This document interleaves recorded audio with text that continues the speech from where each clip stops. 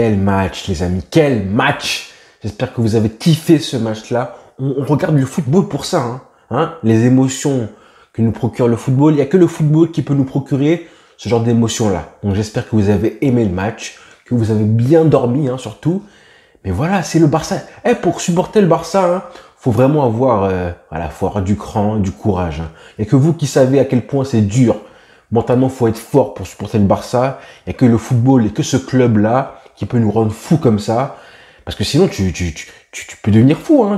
C'est mieux, tu vas voir un psychologue, un imam ou un pasteur qui te fasse un petit peu, qui te soulage mentalement, parce que tu peux devenir fou avec ce club-là. Trop d'émotions. Mais en même temps, c'est pour ça qu'on regarde du foot. Donc bon, ça faisait longtemps qu'on n'avait pas vibré devant un match du Barça comme ça. Moi, personnellement, je pense depuis le Classico 2017 et Messi qui marque, ou peut-être la remontada. Et là, c'est seulement Grenade, mais bon, on s'en fout de l'équipe en face. Là, c'est les émotions procurées par le football. On s'en fout de l'équipe. Ça faisait très longtemps que j'avais pas ressenti ça. Mais ça fait du bien. Ça fait du bien et ça pourrait être un tournant pour la saison. Parce que les joueurs aussi, vous inquiétez pas, les joueurs eux aussi, ça va quand même, je pense, les galvaniser mentalement, les armer pour la suite, les préparer pour les grosses échéances qui vont arriver. Ça peut être clairement un tournant de la saison, les mecs. Le scénario du match, là, pour une fois, c'est pas nous qui prenons la remontada, c'est nous qui en faisons une. Donc ça, j'ai bien aimé. Là, on voit une équipe, on voit une famille, un groupe qui se soude, une solidarité. Ça fait vraiment du bien. Du début à la fin du match, on a vu une équipe, un groupe, un collectif, une troupe, la troupe de Koeman. Et voilà, et puis ça partait mal. Franchement, le scénario du match, c'est ça qui rend la chose très belle. Le Barça a réalisé sa meilleure entame de la saison. Et voilà. Je sentais le piège, Je me suis dit, c'est bizarre, on réalise notre meilleure entame de la saison. On en a parlé 10 fois dans les vidéos, l'entame du match du Barça, ça va pas. Là, pour une fois, il y avait du jeu, il y avait du collectif. On a vraiment eu un Barça qui produit de la vitesse, qui était rapide et tout, et qui ne marque pas ses occasions. Donc je me suis dit, le karma va arriver, on va forcément prendre un but. Et on a eu un gardien, et j'aimerais commencer par ce gardien de Grenade, parce que je pense qu'il le mérite, clairement. Quand vous avez un gardien qui a fait le match qu'il fait, il faut d'abord le féliciter. J'espère que les joueurs du Barça l'ont fait à la fin du match, parce que clairement, c'est l'homme du match côté Grenade, mais même des deux équipes, je pense que c'est un des deux meilleurs joueurs de la rencontre. Et comme quoi, les chiffres, ça veut rien dire du tout.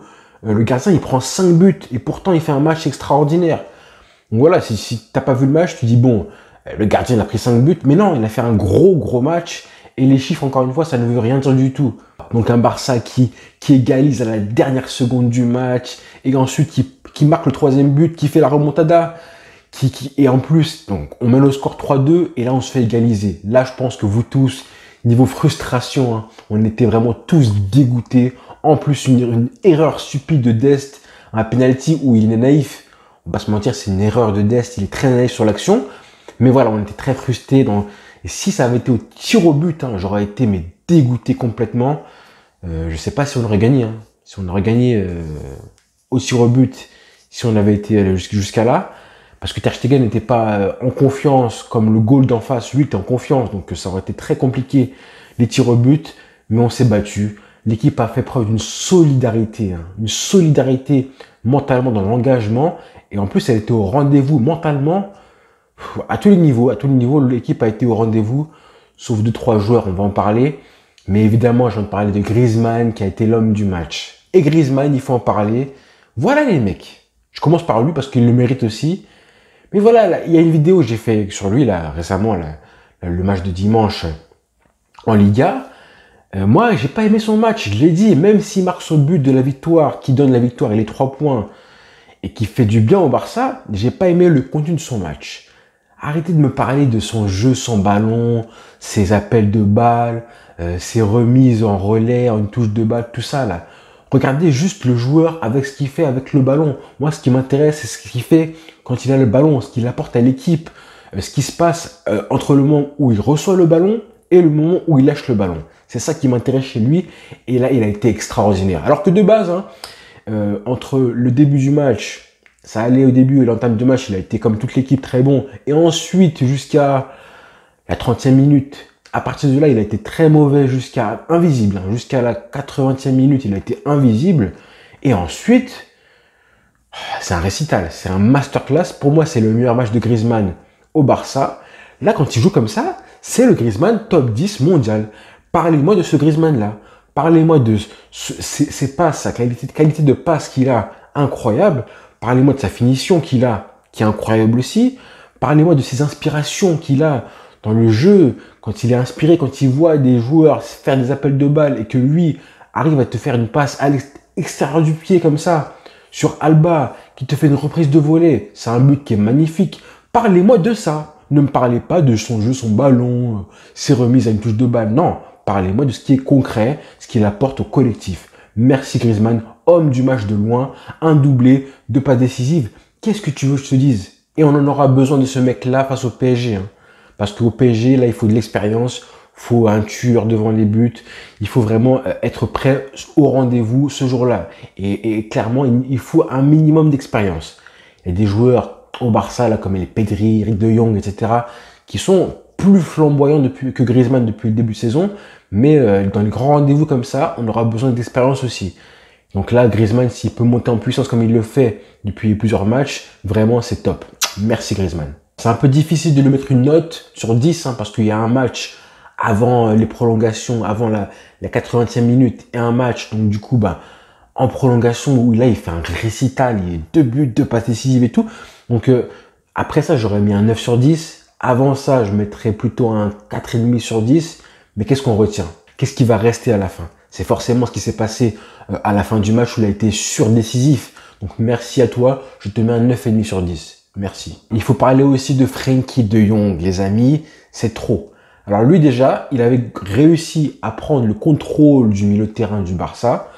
Là, on voit que le mec a réussi à faire que le Barça joue à son rythme tout entier. Le mec est partout, hein. Partout clairement. Il a une influence sur le terrain. Il réussit à avoir une influence sur tout le terrain. Ça, c'est vraiment important d'avoir cette espèce d'influence partout où il joue. À chaque fois qu'il joue, il apporte quelque chose. Ça, c'est fort. Hein. Clairement, le mec, il a joué comme milieu de terrain au début du match. Après, Umtiti sort. Donc du coup, lui, on le replace avec Araujo.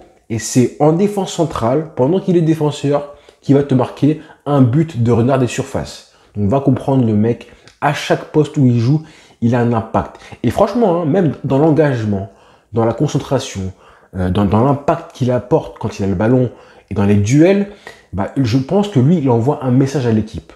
Comme quand les joueurs le voient jouer, avec l'engagement qu'il met, l'intensité qu'il apporte à chaque fois qu'il joue, je pense que les joueurs, ils se disent, mais en fait, vu comment lui il joue, on ne peut pas le laisser en galère comme ça. Donc je pense que vraiment, hein, il envoie un message à l'équipe. Et c'est vraiment positif. Merci à lui, c'est un guerrier, c'est un soldat. Et lui, face au PSG, hein, j'ai envie de le voir. Face à Verratti et Paredes. Physiquement, du début à la fin du match, hein, on a joué 120 minutes. Hein, 120 minutes, les prolongations. Le mec, physiquement, il n'a pas faibli. Il est incroyable. Hein, il est incroyable. Merci Frenkie. Je te mets un 9 sur 10. Jordi Alba. Lui aussi un régal. Jordi Alba qui met un doublé. T'as vu ça où, toi? T'as vu ça où, Jordi Alba qui met un doublé?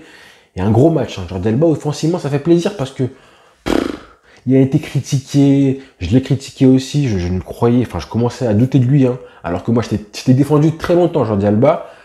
Mais voilà, il a assumé un petit peu son rôle. Au début du match, un peu timide, mais il s'est battu. Il a apporté, il met un doublé. Et quel but, hein. Quel but, faut les voir, les buts en plus. Donc, franchement, c'est un bonhomme. Hein. Lui, mentalement, il est fort. Maintenant, il faut rééditer ça parce que dans les grands matchs, c'est là un petit peu où il flanche dans les grands matchs. Donc là, face au PSG et prochainement, bon courage à lui. Il faut le faire souffler un petit peu, hein, Firpo, etc. Il faut qu'il joue un petit peu. Mais quand même, là, on a un Jordi Alba qui monte en puissance. Même s'il est encore un petit peu obstiné à passer le ballon à Messi, honnêtement, il fait plaisir. Donc j'ai mis un 9 sur 10 à Alba aussi, parce qu'il met un doublé extraordinaire. Et puis ensuite, Messi. Messi pour finir, Lionel Messi. Alors c'est simple, Messi, j'ai préféré prendre les statistiques pour faire le détail de son débriefing. On va voir ses chiffres. Hein. Alors, 159 ballons touchés, déjà. Bon, en 120 minutes, mais bon, c'est quand même plus d'un ballon toutes les minutes, c'est incroyable. Ensuite, bon, 0 but, une passe décisive, hein, d'accord. 7 tirs cadrés, mais ensuite, 10 passes clés. 10 passes clés, les passes clés, ça correspond à une passe qui amène une occasion, clairement. Voilà, hein. Une frappe sur le poteau, 9 dribbles réussis sur 13 tentés, ça c'est incroyable aussi. Mais bon, ça c'est banal pour lui, on va dire, hein, c'est banal, c'est tous les jours comme ça. Et 12 duels sur 19 gagnés. Bon les hommes, là c'est simple. Hein. Là vous voyez exactement l'exemple parfait d'un match de Messi où il ne marque pas. Il fait une passe décisive qui est magnifique, qui est lunaire, mais tu sens l'influence dans le jeu. Et je pense qu'il prend du plaisir. Hein. Je pense qu'il prend du plaisir à se battre comme ça. Dans l'engagement, il s'est battu, il a été au rendez-vous. Il a toujours cherché à trouver la solution dans ses passes, dans ses dribbles, dans les frappes. Et il a été imprécis des fois, hein, mais il s'est battu. De l'abnégation, j'ai bien senti chez lui. Et voilà, hein, il s'est battu comme des fois, on avait un petit peu le reproche de dire que dans les matchs où ça allait pas contre le Barça, avec le Barça, ben, il flanchait un petit peu, il baissait la tête et tout. Mais là, il s'est battu. Et je pense que vraiment, il a senti qu'il était accompagné par l'équipe. Quand il est accompagné comme ça, hein, contrairement à d'habitude, ben là, on sent qu'un Messi quand même qui guide ses coéquipiers, qui se bat, qui montre la voie. Donc vraiment, j'ai vraiment adoré Messi son match. Et même s'il n'a pas marqué, hein, je sais qu'il y aura des matchs où s'il continue à jouer comme ça, avec cette mentalité-là, il marquera des triplés, des quadruplés, vous allez voir, même en Ligue des Champions. Donc je lui mets un 8,5 sur 10 à Messi pour ses 2 passes lumineuses pour Griezmann. À noter aussi évidemment les bons matchs de Araujo comme d'habitude à chaque fois. Et pourtant à la fin du match, il était tout seul en défense centrale, mais il s'est débrouillé pour faire des sauvetages, pour revenir faire des courses et même être présent aussi dans les derniers mètres adverses pour mettre la tête. Hein. D'ailleurs, on a vu qu'au début du match, il prenait tous les ballons de la tête, c'était incroyable. Donc lui, je pense qu'il pourra marquer des buts sur coup de pied arrêté. Hein. Mais il faut qu'on les tire mieux que ça. C'est pas encore trop ça pour l'instant. Pareil pour Pedri qui a été aussi important dans le jeu, comme d'habitude, hein, même s'il a été un peu bougé par Grenade. En tout cas, il s'est battu, pareil que toute l'équipe. Il a fait les efforts défensifs à chaque fois. Voilà, on peut s'appuyer sur lui, même quand il faut remonter le ballon pour relancer. C'est encore un très bon match de Pedri. Trincao, bon, il a été encore une fois assez moyen malheureusement, mais bon, il s'est battu, il a fait un meilleur match que d'habitude, mais c'est encore insuffisant malheureusement. Mais voilà, il s'est battu, toute l'équipe, je pense, lui aussi, ça lui fera plaisir. Mais bon, là, je fais des éloges pour tout le monde, mais tout n'a pas été parfait, évidemment. Hein. Parce que voilà, je pense que pour la confiance, c'est bien, mais faut quand même garder en tête le PSG, les frères et les prochains matchs, parce que là, défensivement, on n'est pas rassurant. Et la fébrilité défensive, hein, c'est quelque chose qui reste dans les têtes. Là, on va en reparler dans les prochains matchs, dans les prochaines semaines, forcément, contre le PSG. Les attaquants, Neymar, Mbappé vont le savoir que le Barça est fébrile en défense et eux, ils vont vouloir appuyer dessus, sur les faiblesses du Barça défensive. Donc là, on voit que dans l'axe, toujours un problème. Hein. Samuel Umtiti, on va en parler. Parce que là, je vais essayer d'être simple, pas vulgaire, mais bon, j'ai quand même... En plus, comme par magie, je voulais faire une vidéo hier, mardi plutôt, sur Umtiti et dire que là, on avait peut-être trouvé notre défense centrale face au PSG. Et je me suis dit non, fais pas ça. Il y a un truc qui m'a dit t'es fatigué, Charel, fais-le pas. Et je l'ai pas fait. Et j'ai eu raison de ne pas le faire. Mais Umtiti, on va en parler parce que catastrophique. Honnêtement, ça me fait de la peine parce que j'y croyais en plus au fond de moi. Et là, les 2 buts, hein, le premier but déjà, tout allait bien. On faisait une très bonne entame de match, hein, tout allait bien. Et je pense, hein, pour moi, il est fautif. Hein. J'ai vu sur Twitter. Facebook, des gens qui défendaient un petit peu Umtiti en disant que oui, c'était un petit peu la faute de Griezmann, Busquets et tout. Pour moi, Umtiti, il est fautif à 100%. Alors certes, oui, le Barça veut relancer proprement, donc prendre des risques, mais là, le risque qu'il prend, il sert à rien du tout, d'accord? Tu peux faire une passe vers l'avant, pas trop longue, pour pas dégager et perdre le ballon, hein, tu peux faire ça aussi. Là, ce qu'il fait, c'est une espèce de micro-crochet mi-passe qui va être intercepté, alors qu'il a déjà de pressing dessus. Il a déjà un joueur qui vient sur lui. Il le sait. Donc pourquoi tu fais un espèce de dribble? Joue simple. Dans ces cas-là, le jeu te demande de jouer simple. Et donc pour moi, il est fautif, clairement. Et le deuxième but, pour moi, il est 200% fautif. Là, c'est 200% fautif. Je pense que tout le monde le voit. Hein, qu'il n'est pas au marquage déjà. Il n'est pas au marquage de Soldado. Qu'il n'est pas hors jeu. Donc tu peux pas laisser un joueur comme ça, là, tranquille, faire sa vie. Et ensuite, à la course, t'es mal placé. T'es mal placé pour le rattraper. Hein, ça y est, comment tu lis le jeu? Ta lecture de jeu, elle est catastrophique. Comment tu lis le ballon? Frère, ta lecture de jeu, mais tu sais pas lire. Tu sais pas lire. T'es en sec pas, là. Tu sais pas lire. Donc, tu vois, donc évidemment, le ballon passe au-dessus de lui. T'es en retard. Ça y est, t'es en retard. C'est terminé, frère. t'as au moins 10 mètres de retard, tu peux courir comme tu veux, là, comme ça, là, avec tes bras tendus, tes fesses de sanglier qui ressortent. Trop tard, tu pourras plus l'attraper, Soldado. Le mec, Soldado, il a 35 ans, il va plus vite que toi. Et voilà, ça fait but, hein. Pour moi, c'est 100% la faute d'Umtiti. Voilà. Donc ça fait de la peine, c'est pas rassurant. Mais bon, voilà, on est qualifié. Mais c'est quand même inquiétant pour le PSG. Pour le scénario du match, pour le storytelling du match, ça fait un super match parce qu'on était mené 2-0, on gagne 5-3. Mais bon, là, on se demande qui va être titulaire en défense centrale. Dites-moi dans les commentaires qui vous mettez là, prochain match. Si le match avait lieu demain là, contre le PSG, qu'est-ce que tu mets? Umtiti, l'anglais, Mingueza par exemple, qu'est-ce que tu mets? C'est la grande question qu'on va se poser pour les prochains matchs. Mais bon, l'essentiel est fait, on est qualifié. Ça a été un super match. Vraiment un très gros match. Hein. Tous les joueurs, sauf Umtiti à qui j'ai mis un 2 sur 10, ont été au rendez-vous. Je pense que mentalement, ça fera du bien à l'équipe. Hein. Là, on voit des scènes de joie de l'équipe à chaque fois qu'on marque un but. Tu sens que l'équipe, elle est soudée, que mentalement, bah écoutez, là, on montre un petit peu du caractère. L'équipe a montré du caractère, et ça, c'est grâce à Koeman. Hein. Je pense que c'est grâce à Koeman qui est vraiment un entraîneur de coupe. Et là, tu vois que l'équipe, elle a du caractère, qu'elle s'affole pas. Même à 2-0, on a continué à essayer de faire du jeu. On voit des séquences comme une équipe de handball où la balle passe de droite à gauche comme ça, bah parce qu'elle était patiente. Donc là, je pense que vraiment, on a montré du caractère, de l'engagement. Dans les duels, on s'est battu. Voilà, on a des joueurs qui se sont battus malgré On n'a pas besoin d'avoir des Arturo Vidal pour avoir des guerriers de la grinta, là. On a des joueurs qui se sont battus, qui ont monté le niveau d'engagement, des duels, des Riqui Puig, des Pedri, des De Jong, des joueurs comme ça là qui arrivent à transmettre un petit peu de la rage à l'équipe. Donc pas besoin d'avoir des Vidal, des Paulinho pour avoir voilà, de l'engagement physique et de la grinta. Donc merci aussi à Koeman quand même pour les changements qu'il a fait.